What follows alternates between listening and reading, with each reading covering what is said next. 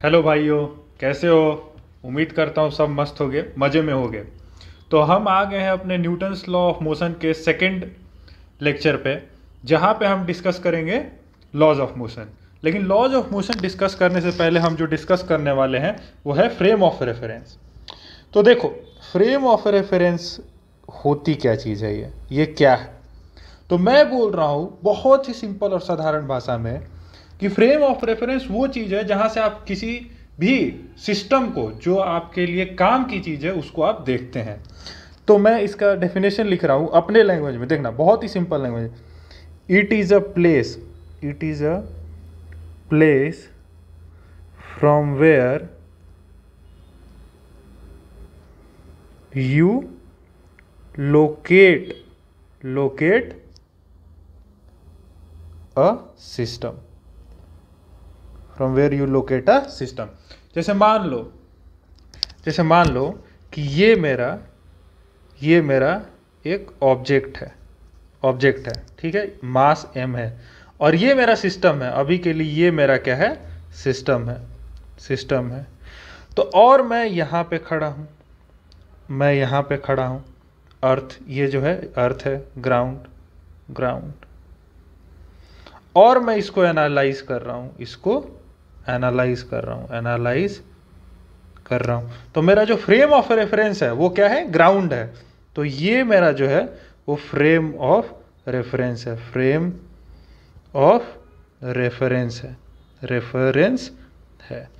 ठीक है। अब देखो, मैं सपोज मान लो कोई एक दूसरा बंदा है, वो है ये दूसरा बंदा है जो कि एक लिफ्ट में है, ये लिफ्ट ऊपर की तरफ जा रही है, सपोज एक्सेलरेशन a से, और यहाँ पे कोई एक बंदा खड़ा है जो कि इस सिस्टम को विजुअलाइज कर रहा है। क्या कर रहा है, विजुअलाइज कर रहा है, एनालाइज कर रहा है, देख रहा है। तो मेरा जो अभी फ्रेम ऑफ रेफरेंस क्या हुआ, ये हुआ लिफ्ट। ये जो मेरा लिफ्ट है वो क्या हो गया, अभी मेरे लिए फ्रेम ऑफ रेफरेंस होगा। क्यों? क्योंकि मैं अभी लिफ्ट में से देख रहा हूं। ये जो श्याम है, ये बंदा का नाम मैं श्याम दे दे रहा हूं, ये है श्याम। तो जो श्याम है वो इस सिस्टम को देख रहा है। कहां से देख रहा है, लिफ्ट से। तो लिफ्ट श्याम के लिए फ्रेम ऑफ रेफरेंस हो गया। ये जो बंदा, इसको मैं बोल रहा हूं राम जो है इस सिस्टम m को, मास m को ग्राउंड से देख रहा है। तो ग्राउंड जो हो गया उसके लिए फ्रेम ऑफ रेफरेंस हो गया। तो इतनी बात समझ में आ गई कि फ्रेम ऑफ रेफरेंस क्या होता है। Frame of reference is a place from where you locate any object और सिस्टम, ठीक है। तो फ्रेम ऑफ रेफरेंस बेसिकली दो तरह के होते हैं। फ्रेम ऑफ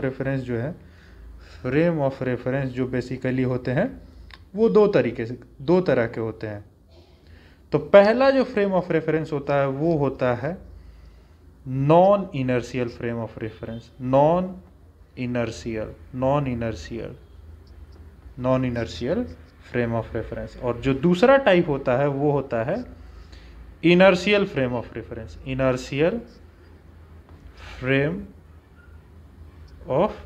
रेफरेंस, ठीक है। तो देखो, इन दोनों में अंतर क्या है। Non inertial frame of reference वो फ्रेम ऑफ रेफरेंस होते हैं जो कि एक्सेलरेटिंग होते हैं, जिनका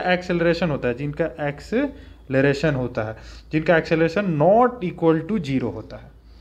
वैसे फ्रेम ऑफ रेफरेंस को हम non inertial frame of reference बोलते हैं। और इनर्शियल फ्रेम ऑफ रेफरेंस किसको बोलते हैं, इनर्शियल फ्रेम ऑफ रेफरेंस उसको बोलते हैं, उस फ्रेम को बोलते हैं जिनका एक्सेलरेशन क्या होता है, वो 0 होता है। मतलब क्या हुआ, दैट इंप्लाइज कि उनकी वेलोसिटी जो है आइदर कांस्टेंट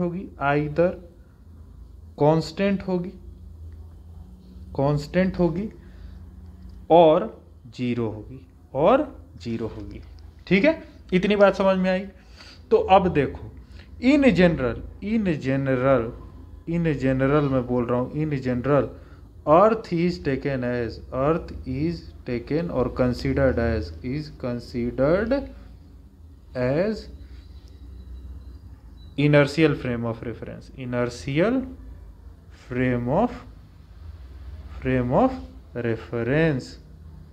रेफरेंस, ठीक है। जिसका एक्सेलरेशन 0 है, या तो उसका वेलोसिटी या वेलोसिटी कांस्टेंट है नहीं तो जीरो है, वेलोसिटी कांस्टेंट है नहीं तो जीरो है। Non inertial frame of reference वो फ्रेम ऑफ रेफरेंस होते हैं जिनका एक्सेलरेशन जीरो नहीं होता है, मतलब एक्सेलरेशन उनका कुछ वैल्यू होता है। सपोज एक्सेलरेशन की वैल्यू मैं अगर 5 मीटर पर सेकेंड स्क्वायर ले लूँ तो वैसे फ्रेम ऑफ रेफरेंस को हम क्या बोलेंगे, non inertial frame of reference बोलेंगे। अब देखो जैसे कि मैं कुछ एग्जांपल्स लूँगा, उनको बताना कि वो फ्रेम ऑफ रेफरेंस जो है वो इनर्शियल फ्रेम ऑफ रेफरेंस है या non inertial frame of reference है। तो मैं देखो ये एक लिफ्ट लिया, ठीक है, एक और लिफ्ट लिया, ठीक है, और एक और लिफ्ट लिया, ये 3 लिफ्ट है, ठीक है। तीनों लिफ्ट को समझना, ये जो लिफ्ट है ये ऊपर की तरफ जा रहा है 5 मीटर पर सेकेंड स्क्वायर से, ये जो लिफ्ट है ये ऊपर की तरफ जा रहा है 5 मीटर पर सेकेंड यूनिफॉर्म वेलोसिटी से, ठीक है। और ये जो लिफ्ट है वो नीचे की तरफ आ रहा है 5 मीटर पर सेकेंड स्क्वायर की तरफ नीचे से। तो अब देखो मैंने क्या बोला, ये पहला पार्ट है, ये क्वेश्चन का पहला पार्ट है, ये दूसरा पार्ट है और ये तीसरा पार्ट है। हमें आइडेंटिफाई करना है कि कौन सा इनर्शियल फ्रेम ऑफ रेफरेंस है और कौन सा non inertial frame of reference है। तो देखो ये 5 मीटर पर सेकेंड स्क्वायर से ऊपर जा रहा है, इसका मतलब क्या हुआ, इसका मतलब ये हुआ सर कि इसका एक्सेलरेशन है which is not equal to zero. तो जब acceleration not equal to zero होता है इसका मतलब ये होता है सर कि ये non inertial frame of reference है, ये है non inertial frame of reference. Frame of reference को FOR भी बोल देते हैं। अब ये देखो ये जो है सेकेंड ऑफ क्वेश्चन, इसमें 5 मीटर पर सेकेंड से ऊपर की तरफ लिफ्ट जा रहा है, इसका मतलब कि इसका वेलोसिटी क्या है, कांस्टेंट है। वेलोसिटी क्या है, कांस्टेंट है। वेलोसिटी अगर कांस्टेंट है मतलब एक्सेलरेशन क्या है, जीरो है। तो एक्सेलरेशन अगर जीरो है सर और वेलोसिटी कांस्टेंट है तो क्या हम उसको बोलते हैं, inertial frame of reference. Inertial frame of reference बोलते हैं, ठीक है। इतनी बात समझ में आ गई। अब ये देखो तीसरा क्या है, नीचे की तरफ लिफ्ट आ रही है 5 मीटर पर सेकेंड स्क्वायर से, इसका मतलब कि इसका एक्सेलरेशन जो है वो क्या है, 5 है और which is not equal to zero. मतलब अगर acceleration not equal to zero है तो उसको हम क्या बोलते हैं, non inertial frame of reference. उसको हम क्या बोलते हैं, non inertial frame of reference.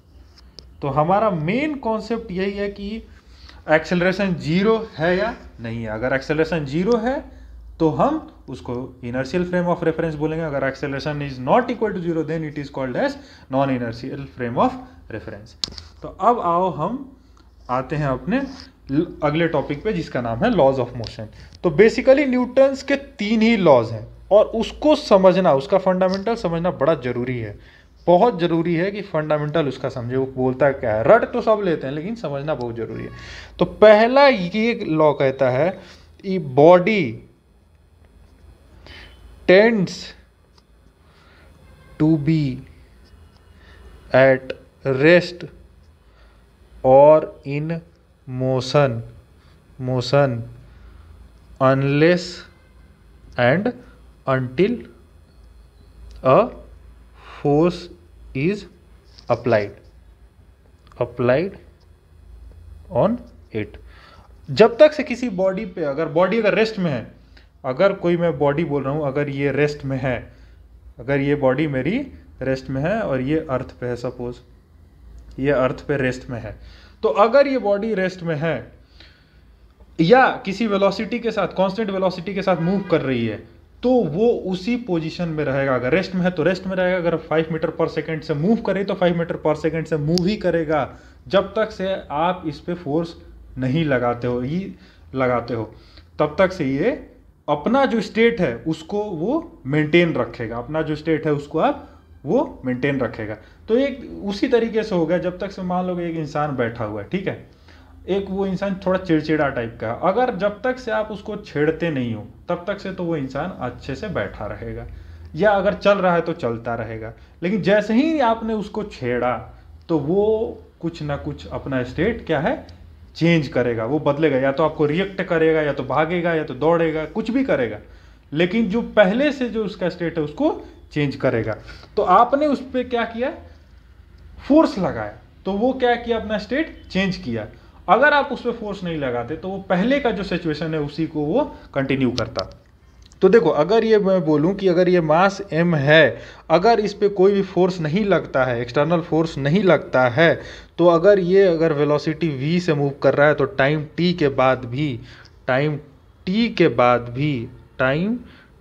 बाद भी अगर t इक्वल टू 0 पे ऐसा है, तो t इक्वल टू t पे भी ये वेलोसिटी v से ही मूव करेगा। ठीक है, समझ में आई बात इतनी। अगर ये रेस्ट पे है, अगर ये सपोज इनिशियली ऐसे रेस्ट पे रहता, इसकी वेलोसिटी क्या थी, 0 थी, t इक्वल टू 0 पे,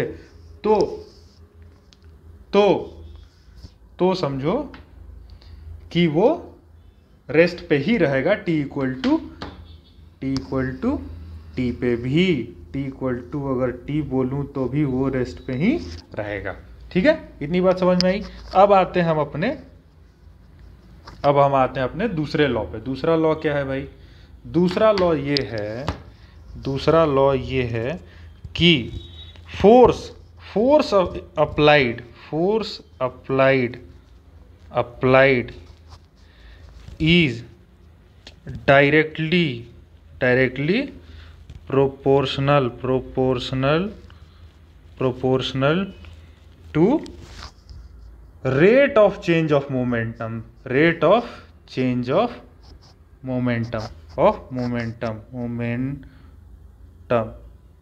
अब ये मोमेंटम क्या होता है, मोमेंटम होता है सर, मोमेंटम जो दिया जाता है, मोमेंटम की वैल्यू, अगर ये कोई मास m है, ठीक है, अगर कोई ये मास m है और वो वेलोसिटी v से मूव कर रहा है, तो उसका मोमेंटम का वैल्यू जो दिया जाएगा वो m इंटू v से दिया जाएगा। ठीक है, समझ गए, मोमेंटम की वैल्यू जो दी जाएगी वो m इंटू v से दी जाएगी। तो न्यूटन्स का जो सेकेंड लॉ वो है, वो बोलता है कि जो फोर्स है वो डायरेक्टली प्रोपोर्शनल है किसके, dp/dt, rate of change of momentum. तो फिर उसको मैं लिख रहा हूं, देखो, force is equal to dp/dt, constant of proportionality मैंने 1 ले लिया। फिर इसको देखो मैं कैसे लिख रहा हूँ, force is equal to p की वैल्यू क्या है, mv/dt। ठीक है, इतनी बात तो समझ में आ गई। फिर मैं इसको देखो क्या लिख रहा हूँ, force is equal to, mass constant है मैंने बाहर ले लिया, mdv/dt। dv/dt बताओ क्या होता है, dv/dt क्या होता है सर, तो dv/dt मैंने पढ़ा रखा है, क्या होता है, एक्सेलरेशन होता है। तो force is equal to mass into acceleration. तो नेट जो हमारा फाइनल रिजल्ट निकल के आता है कि force applied, external force F, external net force is equal to, याद रखना, net force is equal to mass into acceleration vector.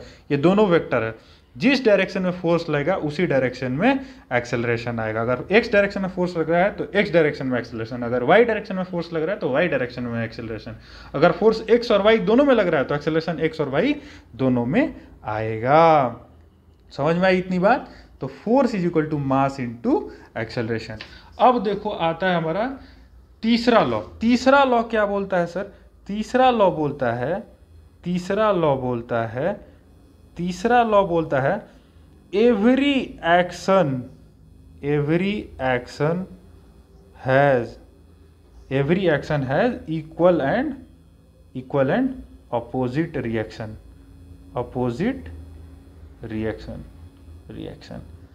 तो अब मैं एक्शन बोल रहा हूं, एक्शन मतलब मैं बोल रहा हूं फोर्स के रिस्पेक्ट में। याद रखना, हमेशा मैं एक्शन बोलूंगा तो फोर्स के रिस्पेक्ट में बोल रहा हूं। तो मेरे कहने का मतलब ये है, देखो, अगर मैं ये ब्लॉक ले रहा हूं, ठीक है, और ये है अर्थ, ये है ग्राउंड अर्थ, ठीक है, तो इस पे आप बताओ, मैंने बताया इस पे कौन कौन से फोर्सेस लगेंगे। तो पहला जो फोर्स लगेगा सर वो है कांटेक्ट फोर्स लगेगा, नॉर्मल लगेगा, ठीक है। दूसरा फोर्स लगेगा सर इसका ग्रेविटेशनल फोर्स mg, ठीक है, यही दो फोर्स इस पे लगेंगे। तो अब देखो इस पे जैसे ये ब्लॉक पे जैसे मेरा फोर्स ऊपर की तरफ नॉर्मल और नीचे की तरफ mg लगा, तो मैं अगर अर्थ कंसीडर करूंगा, अर्थ अगर मैं ऐसा अर्थ को कंसीडर किया, सपोज ये अर्थ है, यहाँ पे ब्लॉक रखा हुआ था, कहाँ पे ब्लॉक रखा हुआ था, यहाँ पे, तो यहाँ पे जो मुझे नीचे, जैसे ऊपर की तरह नॉर्मल लगा था यहाँ पे, तो मुझे नीचे की तरफ नॉर्मल फोर्स लगेगा यहाँ पे, ठीक है। जैसे इसको फोर्स, ग्रेविटेशनल फोर्स नीचे की तरह लगा था mg ये, तो वैसे ही यहाँ पे अर्थ के सेंटर पे भी ऊपर की तरफ फोर्स लगेगा, ऊपर की तरफ फोर्स लगेगा। कौन सी फोर्स लगेगी भाई, mg। कौन सी फोर्स लगेगी, mg। तो कहने का मतलब ये है, कहने का मतलब ये है कि for every action there is equal and opposite reaction. और एक्शन का मतलब हम क्या समझ रहे हैं, एक्शन का मतलब हम फोर्स से समझ रहे हैं, एक्शन का मतलब हम किससे समझ रहे हैं, फोर्स से समझ रहे हैं। तो जब भी किसी ऑब्जेक्ट पे एक डायरेक्शन में फोर्स लगता है, तो दूसरा ऑब्जेक्ट जो उस पर फोर्स लगा रहा है उस पर भी अपोजिट डायरेक्शन में फोर्स लगाएगा पहला वाला ऑब्जेक्ट, ठीक है। इतनी बात समझ में आ गई, तो हम आगे बढ़ते हैं। अब देखो ये इक्विलिब्रियम हमें पढ़ना है। इक्विलिब्रियम क्या होता है, इक्विलिब्रियम क्या होता है, इक्विलिब्रियम हम उस स्टेट में को बोलते हैं जब if acceleration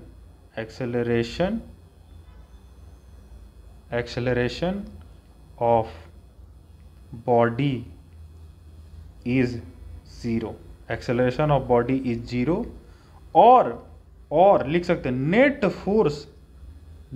force acting on body, और मेरा जो सिस्टम है जिसको हमने कंसीडर किया है इज जीरो, ठीक है। तो उसको हम बोलते हैं, उस सिस्टम को हम बोलते हैं कि वो सिस्टम जो है वो है इक्विलिब्रियम में है, इक्विलिब्रियम में।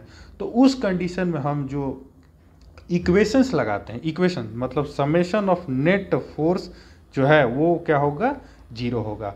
तो अगर मैं एक्स डायरेक्शन में बोलूं तो summation of net forces, all the forces in x direction equal to zero, ठीक है। Summation of all forces in Y direction equal to zero and summation of all forces in z direction equal to zero. तो उस case में अगर system equilibrium में है तो मेरा net force in x direction भी जीरो होगा, मेरा net force in Y direction भी जीरो होगा, और मेरा net force in z direction भी जीरो होगा।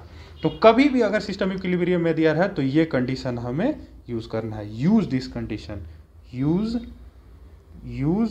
above condition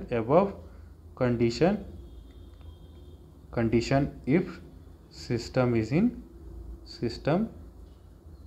in equilibrium, ठीक है, लिब्रियम, ठीक है। अब आते हैं हम अपने नेक्स्ट टॉपिक पे, ठीक है। अब देखो steps to solve the numerical, कैसे हम जो भी न्यूमेरिकल्स आएंगे न्यूटन्स लॉज ऑफ मोशन को, उनको कैसे सॉल्व करना है। तो देखो जो भी मैं स्टेप बता रहा हूँ उनको स्टेप बाय स्टेप फॉलो करना है। आपका सवाल, हर एक सवाल बन जाएगा अगर आप इस स्टेप को फॉलो करते हो। तो अगर आपने इसमें से कोई भी एक स्टेप को छोड़ा तो आपका हो सकता है कोई सवाल बन जाए, हो सकता है आप किसी सवाल में फंस जाएं। तो पहला जो मैं स्टेप बता रहा हूं उस स्टेप का नाम है, देखो, आइडेंटिफाई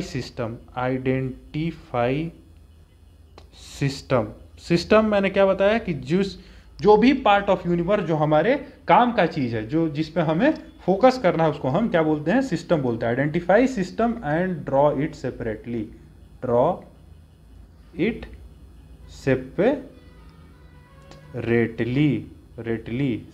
कर लो, बना लो, या वही भी छोड़ दोगे तो भी कोई दिक्कत नहीं है, लेकिन सिस्टम आइडेंटिफाई करना जरूरी है। ये आइडेंटिफाई सिस्टम।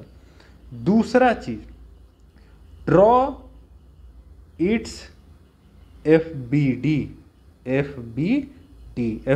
का मतलब क्या होता है, जितने भी उस पर फोर्सेस लग रहे हैं उसको आप वहां उस पर ड्रॉ करिए। और एफबीडी बनाने का तरीका मैं पिछले वाले लेक्चर में बता चुका हूं। एफबीडी बनाने का तरीका क्या है, सिस्टम आइडेंटिफाई करो, सिस्टम आइडेंटिफाई करने के बाद ये आइडेंटिफाई करो कि उस पर कौन कौन से फोर्सेस लग रहे हैं, और अगर फोर्सेस आइडेंटिफाई कर लिए तो उनको अप्रोप्रिएट पोजीशन पे बना दो। अब आता है मेरा तीसरा पॉइंट। तीसरा पॉइंट ये है, रिजॉल्व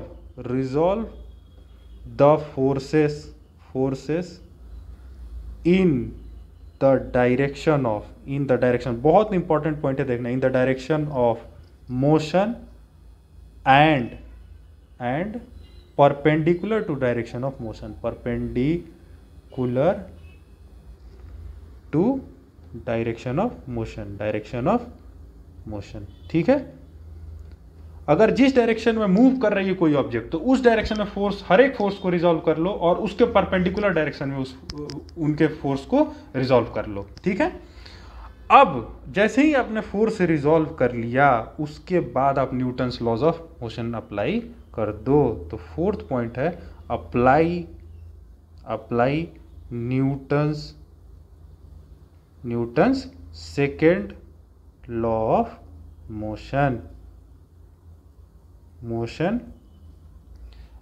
मोशन। तो अब देखो अप्लाई करना है, तो अगर मैं बोलूं कि direction of motion if assuming x direction as direction of motion को मैं अगर जिस डायरेक्शन में मोशन हो रहा है उसको हम एक्स एक्सिस बोल रहा हूँ, एक्स एक्सिस, तो मैं क्या बोलूँगा, अगर and y direction perpendicular to it और perpendicular to direction of motion। देखो मैं ले रहा हूँ एक ब्लॉक, ठीक है, ये ब्लॉक जो है इस डायरेक्शन में एक्सेलरेट कर रहा है, तो इस डायरेक्शन को मैं क्या बोल रहा हूँ, एक्स एक्सिस, और इसके परपेंडिकुलर डायरेक्शन को मैं क्या बोल रहा हूँ, वाई एक्सिस। ठीक है, अब जिस डायरेक्शन में मूव कर रहा है उसको एक्स एक्सिस और उसके परपेंडिकुलर डायरेक्शन को वाई एक्सिस। तो अब यहां से अगर देखो इफ आइडेंटिफाई करना, if body is in equilibrium, then अगर इक्विलिब्रियम में है तो summation of net forces is equal to zero, तो summation of net forces equal to zero लगाओगे। तो फिर अगर हम summation of net force equal to zero लगाएंगे तो हम इससे क्या करेंगे, summation of net forces in x direction भी जीरो करेंगे and summation of net forces in Y direction भी जीरो करेंगे। ठीक है, और अगर जेड कंपोनेंट हुआ तो जेड कंपोनेंट का डायरेक्शन में भी summation of net force in z direction भी जीरो करेंगे। इफ अगर आता है, इफ ये केस ए है, ये केस बी है, if body is in acceleration, ठीक है, तो अगर बॉडी एक्सेलरेशन है तो समेशन ऑफ नेट फोर्स क्या है, मास इनटू एक्सेलरेशन। ठीक है, अगर मैं एक्सेलरेशन वेक्टर को बोलूं कि ये ax i cap plus ay j cap plus az k cap, ठीक है, तीनों डायरेक्शन x डायरेक्शन में भी एक्सेलरेशन है, y डायरेक्शन में भी है और z डायरेक्शन में भी है, तो मेरा summation of net force in x direction जो होगा वो क्या होगा, mass of object into acceleration in x direction. Summation of forces in Y direction क्या होगा, mass into acceleration in Y direction. ठीक है, summation of net forces in z direction क्या होगा, mass into acceleration in z direction. तो इस तरीके से अगर आप न्यूटन्स लॉज ऑफ मोशन को लगाओगे तो आप कभी भी फंसोगे नहीं। तो सबसे मेन इंपॉर्टेंट पॉइंट जो है वो ये है, वो ये चीज़ आपको हमेशा ध्यान में रखनी है कि अगर बॉडी इक्विलिब्रियम में है तो नेट फोर्स जीरो रखना है, नेट फोर्स क्या रखना है, जीरो रखना है, और अगर ऑब्जेक्ट एक्सेलरेटिंग में है तो summation of net force is equal to mass into acceleration लगा देना है। तो अब हम आते हैं अपने क्वेश्चन पे। अब क्वेश्चन देख लो, क्वेश्चन क्या लिखा हुआ है, क्वेश्चन लिखा हुआ है देखो, a body of mass m is suspended by two strings making angle alpha and beta with the horizontal. Find the tensions in the string. Tensions in the string निकालना है। तो पहला देखो ये टेंशन T1 है और ये टेंशन T2 है, यही दोनों निकालना है। तो पहला चीज आइडेंटिफाई करना है, क्या आइडेंटिफाई करना है, सिस्टम आइडेंटिफाई करना है। तो सिस्टम मैं आइडेंटिफाई कर ले रहा हूं इस मास एम को। सिस्टम मैंने आइडेंटिफाई कर लिया, ये मास एम को। जैसे ही मैंने सिस्टम आइडेंटिफाई किया मास एम को, तो उस पर मैं क्या बनाऊंगा, फ्री बॉडी डायग्राम। उस मास एम का क्या बनाऊंगा, फ्री बॉडी डायग्राम। तो देखो ये ऐसा है कुछ, ये देखो ये ऐसा है, मैं इसको यहीं से बनाता हूँ, ये कुछ ऐसा है, ठीक है, और ये ऐसे लगे हुए हैं, ये स्ट्रिंग्स लगे हुए हैं, ठीक है, और फिर ये एक मेरा सिस्टम हो गया, ठीक है, ऐसा ही लगा हुआ है, ऐसा ही लगा हुआ है, ठीक है।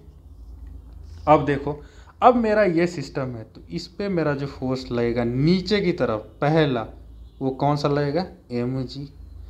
इधर की तरफ जो फोर्स लगेगा वो क्या लगेगा, टेंशन T1, हमेशा टेंशन T1।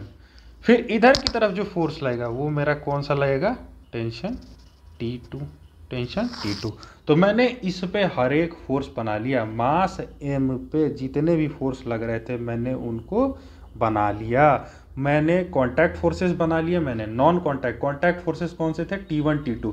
T1 ऐसे क्यों लगेगा, इस डायरेक्शन में क्यों लगेगा, क्योंकि जो टेंशन फोर्स होता है हमेशा पुलिंग इन नेचर होता है। मैं ये पहले ही पढ़ा चुका हूँ कि डायरेक्शन बहुत आइडेंटिफाई करना इंपॉर्टेंट है, हर एक पॉइंट इंपॉर्टेंट है, जो मैं पहले पढ़ा चुका हूँ कि टेंशन जो होता है हमेशा पुलिंग इन नेचर होता है।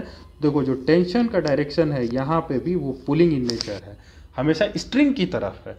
फिर मैंने बोला था कि आपने अगर कॉन्टैक्ट फोर्सेस बना लिए तो फिर नॉन कॉन्टैक्ट फोर्सेस बनाओ। तो मैंने जैसे ही tension T1 T2 contact forces बना लिए, तो फिर उसके बाद मैंने नॉन कॉन्टैक्ट फोर्स बनाया जो कि ग्रेविटेशनल फोर्स है। फिर अगर मैंने FBD बना ली, तो FBD बनाने के बाद मैं क्या करूंगा, रिजॉल्व करूंगा किस डायरेक्शन में, एक्स और वाई डायरेक्शन में। तो सपोज मैं इसको बोल रहा हूँ एक्स डायरेक्शन और इसको बोल रहा हूँ वाई डायरेक्शन। तो मैं फोर्सेस को रिजॉल्व कर लूँगा, रिजॉल्व कर लिया, ठीक है। तो इधर मैंने ये टेंशन T1 है और ये कितना अल्फा एंगल है, और ये एंगल कितना है, ये एंगल बीटा है, ठीक है। तो T1 का इधर के डायरेक्शन में कंपोनेंट कितना होगा, T1 कॉस अल्फा, और T1 का इधर के डायरेक्शन में कंपोनेंट कितना होगा, T1 साइन अल्फा, ठीक है। T2 का कितना होगा, T2 का इधर इस डायरेक्शन में क्या होगा, T2 कॉस बीटा, और ऊपर के डायरेक्शन में क्या होगा, T2 साइन बीटा, ठीक है।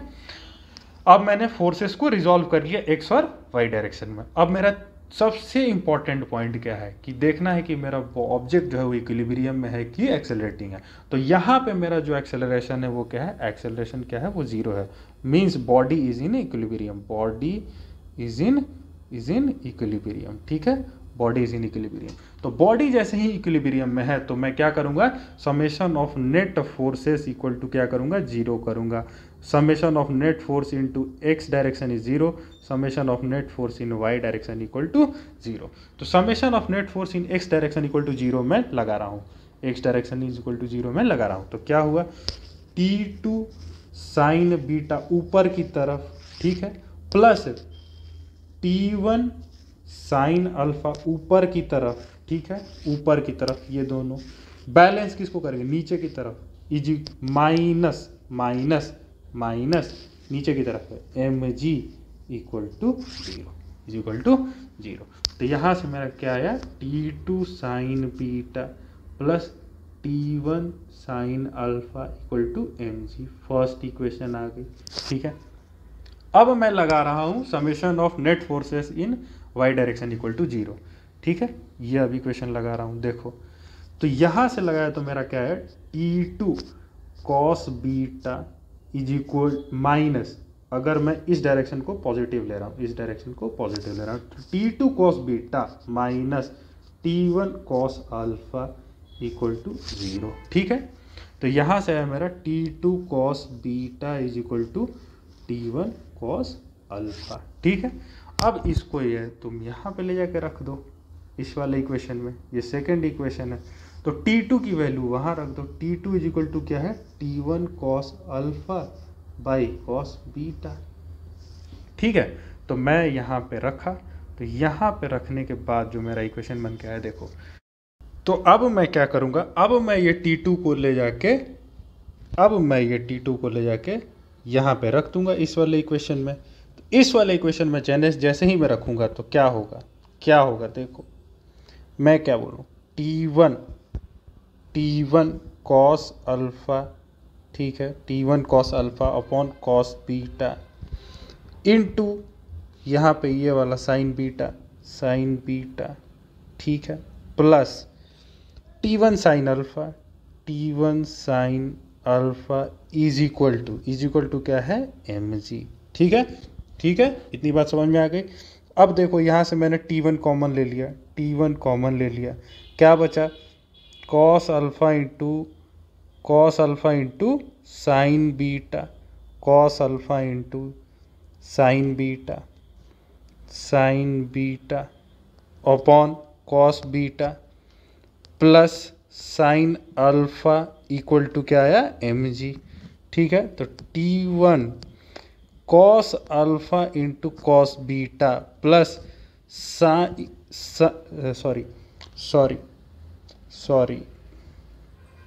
Cos alpha into sine beta plus sine alpha into cos beta upon cos beta is equal to mg। अब ये बताओ ये किस चीज़ का फॉर्मूला है, ये फॉर्मूला किस चीज़ का है, cos alpha into sine beta plus sine alpha into cos beta क्या होता है, कॉस अल्फ़ा प्लस बीटा। तो T1 into cos alpha plus beta by cos beta is equal to mg।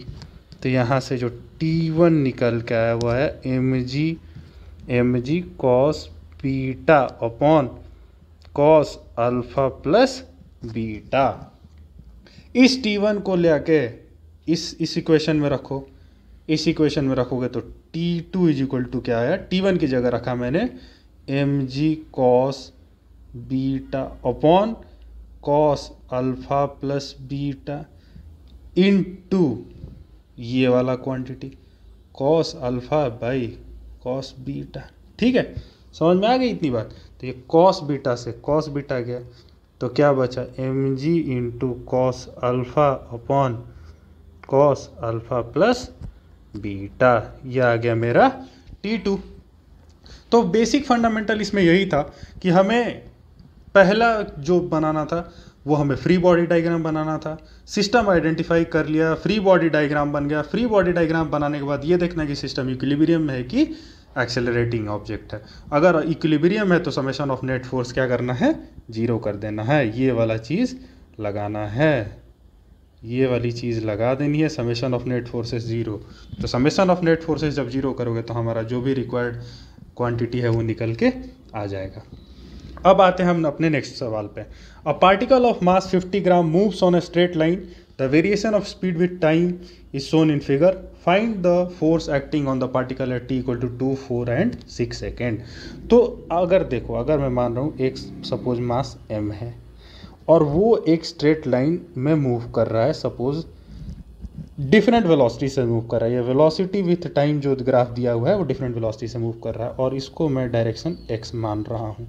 ठीक है, तो फोर्स क्या होता है, फोर्स इज इक्वल टू क्या होता है, mass into acceleration is equal to mass into, इसको ऐसे भी लिखते हैं हम, मास इंटू dv/dt लिखते हैं। अब ये dv/dt क्या है, dv/dt है स्लोप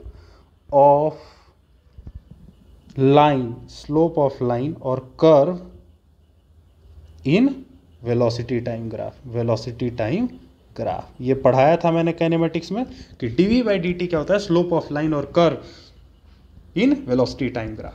तो अब पूछ रहा है, देखो अब क्या पूछ रहा है, पहला सवाल ए क्वेश्चन में क्या है, t इक्वल टू 2 पे फोर्स बताओ, force is at t equal to 2 पे।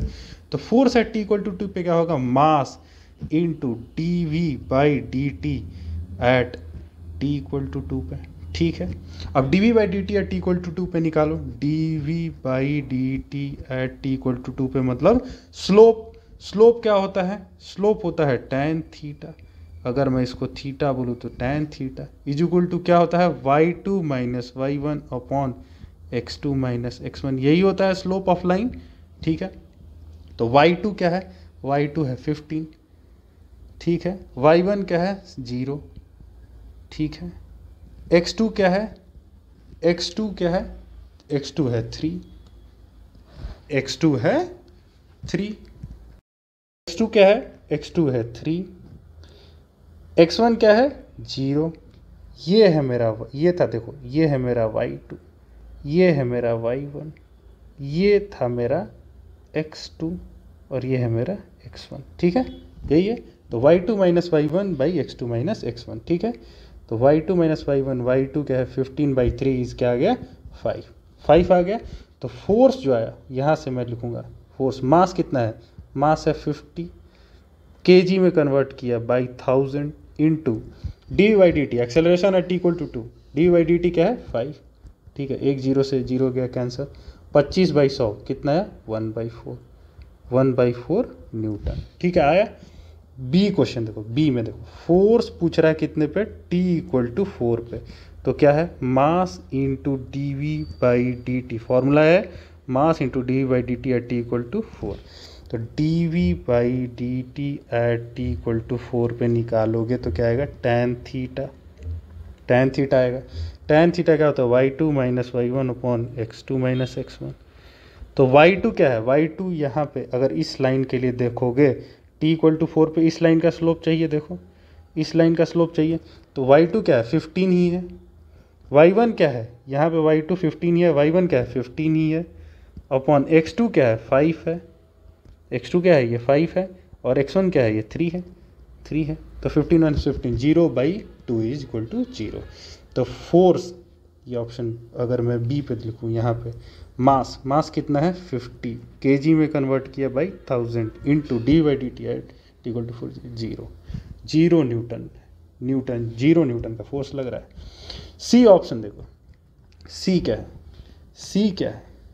सी है force at t = 6 second, force at t = 6 second क्या है dvm into dv/dt at t = 6 second, तो dv/dt एट t = 6 सेकेंड क्या आएगा tan थीटा ये।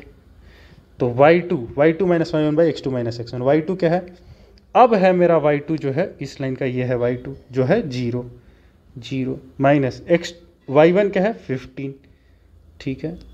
x2 क्या है 8, x1 क्या है 5, ठीक है। तो -15/3 विच इज़ -5। तो यहाँ पे अगर लिखूँ मास क्या है 50/1000 इंटू dy/dt कितना है -5 विच इज़ 1 0 से 1 0 हो गया, 25 -25/100 -1/4 न्यूटन। तो फंडामेंटल कॉन्सेप्ट क्या है, फंडामेंटल कॉन्सेप्ट सर एक ही है, force is equal to mass into acceleration is equal to m into dv/dt, और dv/dt क्या है स्लोप है वेलोसिटी टाइम ग्राफ में। तो किसी भी लाइन का स्लोप निकालने के लिए यही फॉर्मूला है, किसी भी लाइन का स्लोप निकालने के लिए ये फॉर्मूला है, और ये फॉर्मूला हमें सिंपली अप्लाई कर देना है तो हमारा रिजल्ट आ जाएगा। तो इस तरीके से हमने इस क्वेश्चन को भी अच्छे से कर लिया और अपने कॉन्सेप्ट को यूज़ कर लिया। तो आप इन क्वेश्चंस और भी क्वेश्चंस को प्रैक्टिस करते रहिए इन कॉन्सेप्ट को पढ़ के, और हम आगे भी और बहुत सारे क्वेश्चंस, अच्छे क्वेश्चंस हम करेंगे और हम अगले लेक्चर्स पे फिर बढ़ेंगे। तो यहाँ पे आपको फिजिक्स का हर एक कंटेंट फ्री ऑफ कॉस्ट और अच्छे से एक एक चीज़ समझा करके मिलेगा।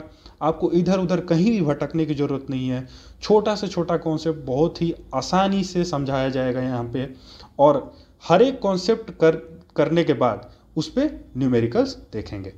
तब तक से आप क्वेश्चंस करिए, एंजॉय करिए, मस्त रहिए। जय हिंद।